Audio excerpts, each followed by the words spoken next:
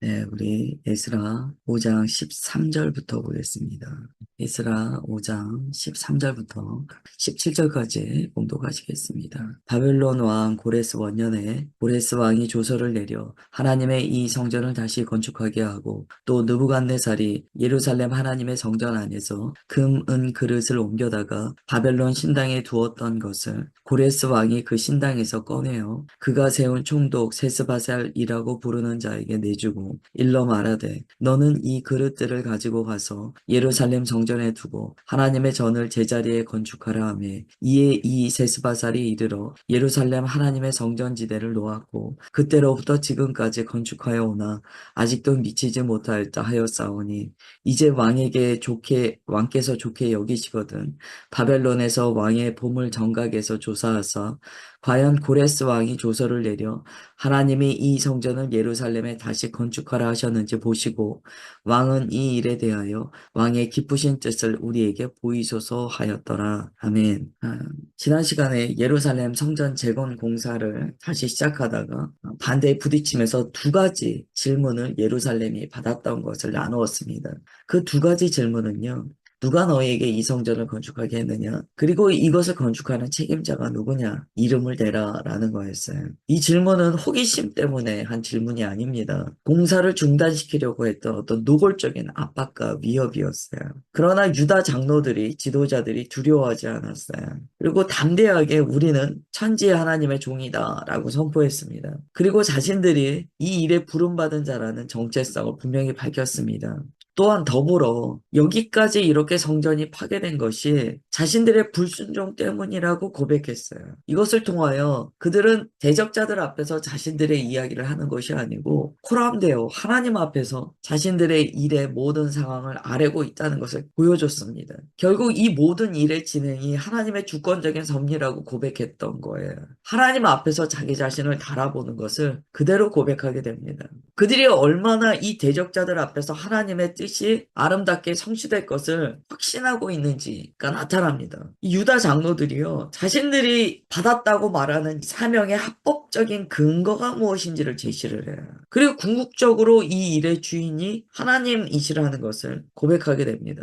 다뜬의 일행이요. 유다 장로들이 대답하는 걸 이렇게 주의 깊게 들었을 거예요. 저들이 뭐라고 반박하지? 저들이 어떤 논리로 반박하지? 이거 자세히 들었을 거라는 거예요. 첫 번째 근거가 이제 15절까지 나오는데요. 분명히 그 이야기를 해요. 고레스 칙령에 대해서 이야기해요. 하나님께서 이 일을 시작하셨다. 고레스 왕이 칙령을 내려 우리가 이렇게 출발하게 된 것이다. 먼저는 하나님의 뜻에 따라 자신들이 이 일을 하게 됐다고 이야기하고요.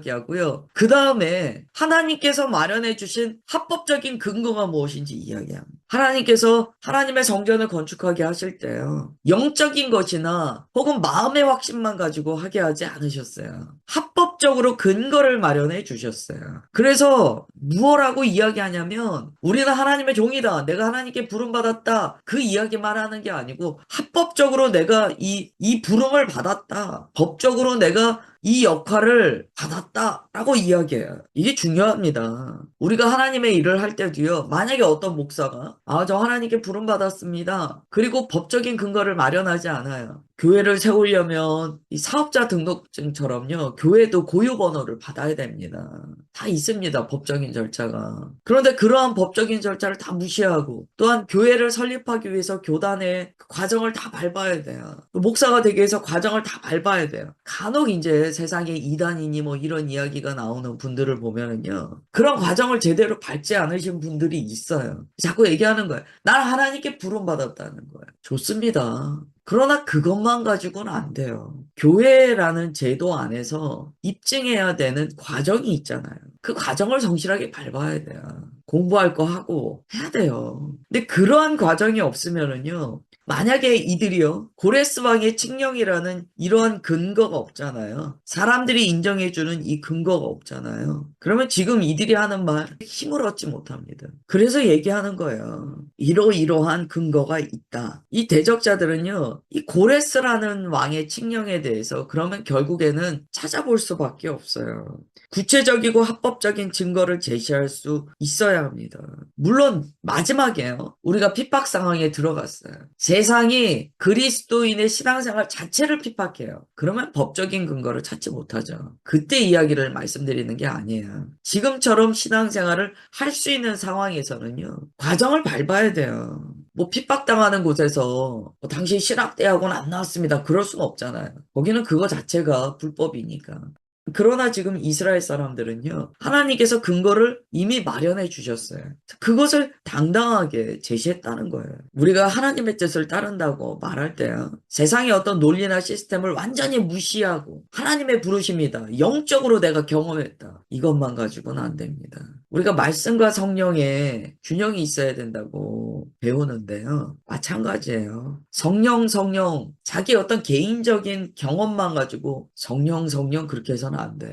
말씀으로 임재하시는 믿음 안에서 보편타당한 성령님의 역사에 대해서 증거할 수 있어야 됩니다. 그래서 우리가 하나님께서 나를 이것을 맡기셨습니다. 이것도 좋아요. 그런데 어떠한 말씀으로 나를 권면하셨는가에 대한 본인의 기록이 있어야 돼. 그래서 항상 말씀으로 하나님의 명확한 인도하심을 받아야 됩니다. 어떠한 말씀으로 내게 사명을 주셨는가. 이게 중요합니다. 저도 이 말씀을 준비하면서 이렇게 돌이켜 보니까 뭔가 이제 하나님께서 길을 인도하시는구나 라는 느낌이 들 때 성령 하나님의 거룩한 역사도 있었어요. 조금은 제가 이거 너무 신비주의 아니야 라는 그런 역사도 있었어요. 근데 그것만 있지 않았어요. 분명히 에스겔서를 통해서 어떤 구절로 주님께서 내게 주시는 말씀이 있었어요. 그리고 그 이후에도 말씀의 인도하심이 있었어요. 그러면은요, 우리가 주님의 인도하심을 받을 때 그렇게 뜬구름 잡지 않아요. 여러분, 이 감각이 있으셔야 돼요. 주님의 인도하심을 받을 때 너무 뜬구름만 잡고 가는 거 아니에요. 물론 성령께서 인도하세요. 근데 그것만이 아니고요. 주님께서는 그것 외에 확실한 증거를 주십니다. 그 다음에 이제 두 번째 이야기가 16절이에요. 그래서 그때 이제 하나님의 이 성전을 시작했는데 아직까지 완공이 안 됐다라고 이야기해요. 그러니까 왜 지금까지 이게 현실화되지 못했는가에 대해서 이야기합니다. 분명히 처음에 시작은 있었어요. 그러나 반대에 부딪혔잖아요. 이렇게 얘기할 수 있어요. 아니, 그렇게 하나님의 사명이 맞다면 왜 여태까지 아무것도 못했어요? 그런 여론이 있을 수 있잖아요. 시작했었다. 여러분, 이 첫 삽을 떴다는 것이 굉장히 중요합니다. 하나님께서 내게 하라고 하셨는데 본인이 첫 삽을 뜨지 않았어요. 본인이 거기에 헌신하지 않았어요. 그러면 대적자들을 얘기할 건 아니에요. 지금 분명히 유다 장로들이 이야기를 해요. 우리는 순종해서 했다. 그런데 걸리는 일들이 있었다. 대적하는 일들이 있었다. 완성을 못한 것이다. 성전 공사가 뭐 이렇게 15년 일하는 분도 있고 16년 일하는 분도 있어요. 뭐 만으로 보면 15년이고 15년, 16년 중단됐어요. 이게 총 이제 계산을 해보면요. 처음에 시작해서 완공되기까지 20년, 21년이 걸립니다. 긴 세월이에요. 하나님의 일을 시작해서 주님의 뜻대로 그것을 이루어 나가는 데는요. 결코 짧은 시간에 후다닥 되는 게 아니라는 거예요. 긴 시간이 걸렸습니다. 그러나 지금 유다 장로들의 고백은요. 이러한 여러 가지 반대가 있었지만 우리는 그 사명을 놓지 않았다라고 이야기하는 거예요. 우리는 그 성전 재건이라는 사명을 여전히 가지고 있다. 그러니까 너희들 확인해봐라. 우리는 이것을 멈추지 않을 것이다 라고 이야기하는 거예요. 그러면서 이제 17절에 최종적으로 요청을 하는 거죠. 이제 한번 살펴보십시오. 왕이시여 살펴보십시오. 고레스 칙령이 있었습니다. 왕은 모르는 거예요. 왕은 이제 정권이 바뀌고 그러니까 과거의 기록 찾아보지 않은 거예요. 뭐 고레스가 칙령 내린 게 이스라엘 측면에서 대단한 일이지 뭐 바사왕의 측면에서는 그렇지 않은 거예요. 과거의 왕이 무슨 정책을 폈는 게 이방인들을 대하여 무슨 정책을 폈는 게 뭐가 그렇게 중요합니까? 모르는 거예요. 근데 얘기하는 거예요. 분명히 그 정책이 이미 그때 이루어졌다. 찾아보셔라. 그 이제 좋게 얘기하는 거죠. 바벨론에서 왕의 보물 정각을 살펴보십시오. 살펴보십시오. 거기 보면 있습니다. 원본이 있습니다. 우리가 그냥 하는 얘기가 아닙니다. 법이 있습니다. 요즘 같으면 인터넷 찾아보면 되겠죠. 그러나 이제 그 문서가 정말 있는지 왕은 찾아봐야 돼요. 지금 이 상황을 잘 보십시오. 이스라엘이 어떻게 대처하는지를 보세요. 사실 처음에 16년 전에 이렇게 대처할 수 없었는가? 대처할 수 있었습니다. 이 상황은요, 지금 만들어진 상황이 아니에요. 있었습니다. 그런데 왜 처음에 왜 못했습니까? 물론 여러 가지 상황이 있었겠지만 사실요, 생각해보면 막 이제 성전 재건을 시작했을 때 그들의 마음이 더 크지 않았겠습니까? 그런데 왜 그때는 대적자들이 그런다고 아무 말도 못하고 지금은 이렇게 얘기를 합니까? 15년이나 지나서 다시 대적자들이 일어나니까 지금은 얘기합니까? 여러분, 이거 우리 묵상해 봐야 돼요. 왜 그럴까? 왜 그럴까? 첫 마음이 더 클 것 같은데 처음에 성전을 재건하라고 주님께서 말씀하셨을 때 그들의 열정이 더 컸을 것 같은데 왜 그때는 대적자들이 이야기할 때 알겠어 그러고 그냥 안 합니까? 제 묵상으로 나눌게요. 여러분 각자 묵상하세요. 우리가 이럴 때가 있기 때문이에요. 막 하고 시작할 때요, 더 쉽게 꺼지는 것들을 우리가 경험하게 됩니다. 오히려 사명의식이요, 그때는 적었다는 거예요. 뭐 다른 이유 찾을 수 있겠죠. 그러나 결국에는요, 그때의 사명감이 별로 현실화되지 않았다는 거예요.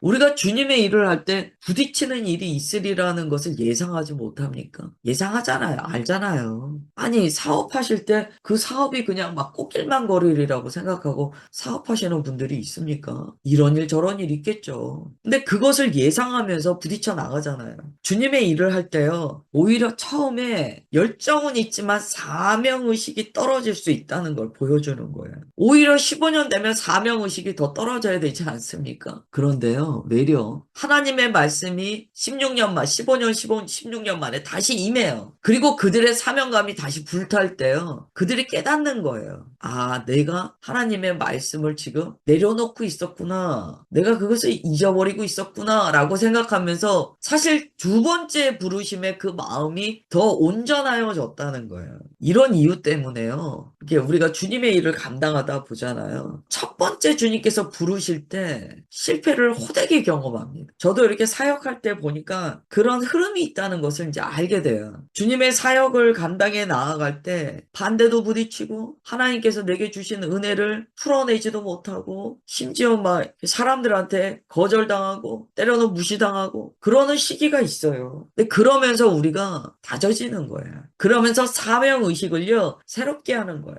내가 사람 보고 하는 게 아니야. 아, 하나님께서 내게 이 일을 맡기셨지. 그 과정이 있습니다. 처음 주님의 부르심이 있을 때는요, 많이들 나를 뽑아내질 못해요. 나가 펄펄 살아있어요. 처음에 매맞는 사람이 훨씬 더 복된 사람이에요. 그리고 그 다음에 어떻게 해야 되냐면, 그 다음에 주님께서 내게 부르심을 줄 때는요, 우리 안에 하나님의 사명에 적합하지 않은 것들이 재해져 있어야 돼요. 그런 과정을 거치면서 사역의 기름 부으심이 더 깊어지게 됩니다. 지금 이스라엘 백성은요, 이 16년이라는 간극을 통하여 그들의 사명감이요, 깊어졌어요. 그러니까 지금은 얘기하는 거예요. 왕이시여, 찾아보세요. 왕의 전각을 조사해 보세요. 우리가 지금 하는 일은 불법적인 일이 아닙니다. 처음에 대적자들이 반대할 때요, 고레스 칙령이 이런 얘기 입법도 안 했습니다. 예, 기억나시면 앞부분 한번 보세요. 이들은 왕을 대적할 자들입니다. 이들은 왕에게 해를 가할 인물들입니다. 보십시오. 저들이 이 성전을 짓는 자들에 대한 기록을 보십시오. 역사를 보시면 압니다. 이들은 반역하는 자들입니다. 그렇게 얘기해요. 왕이 역사를 어떻게 찾아봤을까요? 이스라엘의 역사를 대단히 다 훑어봤을까요? 아니요. 훑어봤더라도 대충 봤을 거예요. 그리고 얘기한 거예요. 내가 역사를 보니까 이스라엘, 진짜 반역자들이더라고. 이게 짜고 치는 땡땡땡처럼 된 거예요. 역사를 어떻게 이스라엘 역사를 왕이 공부했겠습니까? 묘한 차이가 있다는 거를 이해하셔야 돼요. 그때 고레스 칙령 얘기했으면 되잖아요. 법적인 근거인데. 그 얘기를 못했다는 거예요, 처음에는. 그러나 15년 후에는 이야기를 합니다. 이거 왕이시여 합법적인 겁니다. 우리가 거룩한 하나님의 종인데 우리가 주장하는 게 아니고요. 고레스 왕이 칙령으로 우리를 이곳에 보내서 이 일을 하게 했습니다. 여기서 떠오르는 단어가 냉철입니다. 냉철. 냉철하다는 것은요, 사람이 차다는 이야기가 아니에요. 사고가 깨어 있다는 거예요. 냉철하다는 것은요, 하나님께서 우리에게 주신 지혜를 사용해서 이 일의 전후좌우의 상황을 살피고 내가 어떻게 대처해야 되는가를 안다는 거예요. 희한하게 이스라엘이요, 처음에는 약간, 처음에는 대적자들이 얘기하니까, 아니, 어떻게 그렇게 푸르르 꺼지나 할 정도로요. 아니, 그런 반대가 있을 수 있죠. 그런데 16년 동안 공사를 중단했다는 거예요. 그러고 나서 때가 다 지나고 나서 나중에 얘기한 거예요. 하나님께서 다시 부르시니까 그때 정신이 번쩍 든 거예요. 나를 누가 부르셨어? 하나님께서 부르셨는데 내가 왜 이러고 있었어? 여러분 바벨론 포로에서 귀환했는데 진짜 귀환은 언제 했는가? 이 16년 차에 진짜 귀환합니다. 우리가 이럴 때 있잖아요. 내가 그때 이걸 알았더라면 이렇게 안 했을 텐데 그런 일이 발생한 거예요. 여러분 이 16년이라는 간극을 기억하십시오. 이 간극이 너무 길지 않기를 기도하십시오. 우리의 삶에 이 멈춰져 있는 안개에 가려진 듯한 이 아둔한 시간이 길지 않도록 기도하십시오. 주 안에서 지혜와 지식과 총명이 부어지시길 시작하는 이 아침에 주 예수님의 이름으로 축원합니다. 기도하겠습니다.